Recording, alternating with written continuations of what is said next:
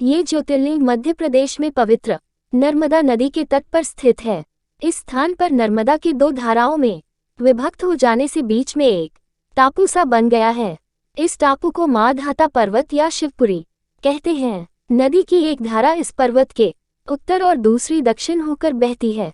दक्षिण वाली धारा ही मुख्य धारा मानी जाती है। इसी माधाता पर्वत पर श्री ओंकारेश्वर ज्योतिर्लिंग का मंदिर स्थित है। पूर्व काल में महाराज माधाता ने इसी पर्वत पर अपनी तपस्या से भगवान शिव को प्रसन्न किया था। इसी से इस पर्वत को माधाता पर्वत कहा जाने लगा। इस ज्योतिर्लिंग मंदिर के भीतर दो कोठरियों से होकर जाना पड़ता है।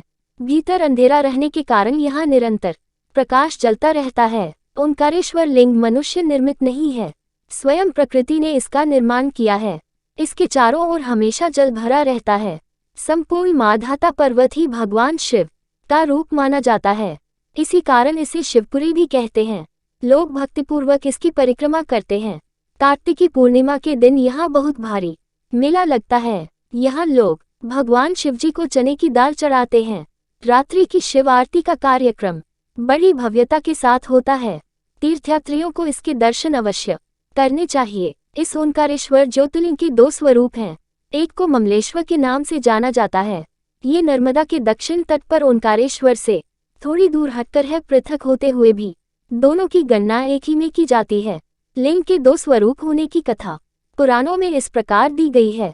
एक बार विंध्य पर्वत ने पार्थिव अर्चना के साथ भगवान शिव की 6 मास तक कठिन उपासना की। उनकी इस उपासना से प्रसन्न होकर भूत भावन शंकर जी वहां प्रकट हुए। उन्होंने विंध्य को उनके मनोवांछित वर प्रदान किए। विंध्याचल की इस वर प्राप्ति के अवसर पर वहां बहुत से ऋषिगण और मुनि भी पधारे। उनकी प्रार्थना पर शिवजी ने अपने ओंकारेश्वर नामक लिंग के 2 भाग किए। एक का नाम ओंकारेश्वर और दूसरे का अमलेश्वर पड़ा। दोनों लिंगों का स्थान और मंदिर पृथक होते भी दोनों की सत्ता और स्वरूप एक ही माना गया है। शिव पुराण में इस ज्योतिर्लिंग की महिमा का विस्तार से वर्णन किया गया है। श्री ओंकारेश्वर और श्री ममलेश्वर के दर्शन का पुण्य बताते हुए नर्मदा स्नान के पावन फल का भी वर्णन किया गया है।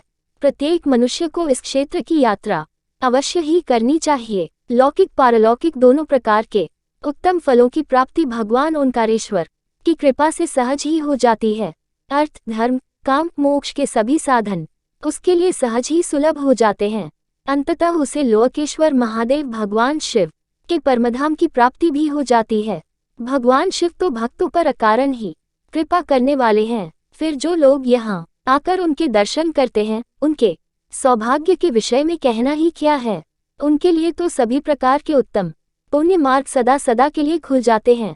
यदि आप सभी को ओंकारेश्वर महादेव की यह कहानी पसंद आई होगी तो वीडियो को लाइक, शेयर और चैनल को सब्सक्राइब करना मत भूलना। धन्यवाद।